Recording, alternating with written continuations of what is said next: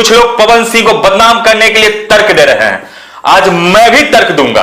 मैं कभी भी अश्लीलता का समर्थन नहीं करता हूं, कभी भी नहीं, कभी नहीं। लेकिन मैं तथाकथित पत्रकार महोदय से पूछना चाहता हूं, तो फिर इतनी तीखी आलोचना क्यों?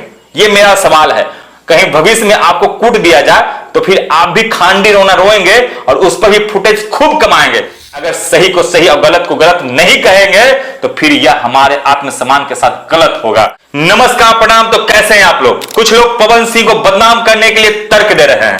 आज मैं भी तर्क दूंगा, लेकिन उन्हें बदनाम या समर्थन करने के लिए नहीं, बल्कि सत्य बताने के लिए, जिससे उन तमाम लोगों का हृदय कांप जाएगा, मन विचलित हो जाएगा, उनके जीवन में भूकंप आ जाएगा। आप जानते हैं कि पवन सिंह भोजपुरी गायक, अभिनेता और नेता हैं। इन्हीं के कारण काराकाट में उपेंद्र कुशवाहा को हार का मुंह देखना पड़ा। सिर्फ उपेंद्र कुशवाहा को ही नहीं, बल्कि बीजेपी के 4 से 5 सीट का नुकसान हुआ, जिससे कुछ लोग चिढ़े हुए हैं और वह पवन सिंह का इमेज को खराब करना चाहते हैं। इसलिए भारे पर लोगों को पवन सिंह के इमेज को खराब करने के लिए अपॉइंट किया गया है। एक व्यक्ति कह रहे हैं कि एक पत्रकार नेता नहीं बन सकता है, लेकिन भरवागिरी करने वाला नेता बन सकता है। और वीडियो में फुटेज और फोटो पवन सिंह का लगाया जाता है। हालांकि नाम तो मनोज तिवारी, रवि किशन, निरहुआ का भी लिया जाता है, लेकिन यह नाम खुद के बचाव के लिए लिया जाता है। प्रहार सिर्फ पवन सिंह पर होता है, जबकि पवन सिंह को छोड़कर ये सब लोग संवैधानिक पद पर रहे हैं, जिससे यह साफ साफ समझ में आता है कि पवन सिंह के खिलाफ एक असफल नैरेटिव सेट करने की कोशिश की गई। मैं कभी भी अश्लीलता का समर्थन नहीं करता हूं, कभी भी नहीं, कभी नहीं। लेकिन मैं तथाकथित पत्रकार महोदय से पूछना चाहता हूं, क्या पवन सिंह के गाना गाने से बिहार में गरीबी बढ़ गया है या पलायन का समस्या उत्पन्न हो गया है? स्वास्थ्य व्यवस्था खराब हुआ या विधि व्यवस्था लचर हुआ? अगर नहीं तो फिर इतनी तीखी और नीरस तरीके से उन पर प्रहार क्यों? अब तो पवन सिंह अश्लील गाना भी नहीं गाते हैं। क्या बिहार में सारे समस्याओं का निदान हो गया? घोटाला बंद हो गया?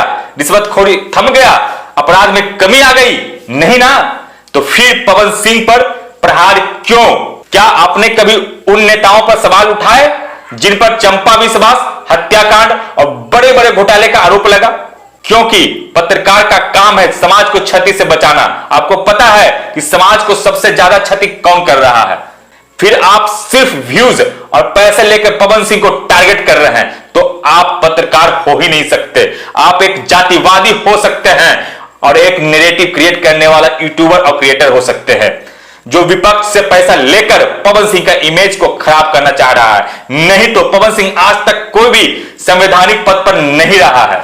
मनोज तिवारी, रवि किशन, दिनेश लाल निरहुआ, इन लोगों से इतना तीखा सवाल क्यों नहीं? यह लोग भी भोजपुरी के कलाकार ही है, कोई महान तपस्वी नहीं। इससे आपकी मानसिकता स्पष्ट हो जाता है। और हां, इसका 2 और भी कारण हो सकता है। पहला कि आपके पिछवाड़े में दम नहीं है नेताओं से सवाल करने का। दूसरा, पवन सिंह के इमेज को पूर्णतः समाप्त कर देना चाहते हैं।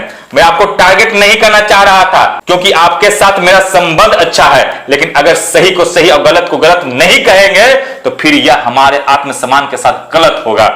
अगर बिहार के खराब व्यवस्था पवन सिंह के कारण नहीं है, तो फिर इतनी तीखी आलोचना क्यों? यह मेरा सवाल है। कहीं भविष्य में आपको कूट दिया जाए तो फिर आप भी खांडी रोना रोएंगे और उस पर भी फुटेज खूब कमाएंगे, लेकिन अपना गलती नहीं बताएंगे। किसी पर भी व्यक्तिगत हमला करना कहीं से भी एक पत्रकार को शोभा नहीं देता है। यह काम एक लवंडा यूट्यूबर का हो सकता है या एक बकलोल क्रिएटर का हो सकता है। अगर हमारी बातें आपके हृदय को मर्माहत किया हो तो मैं आपसे अंतरात्मा से क्षमा चाहता हूं।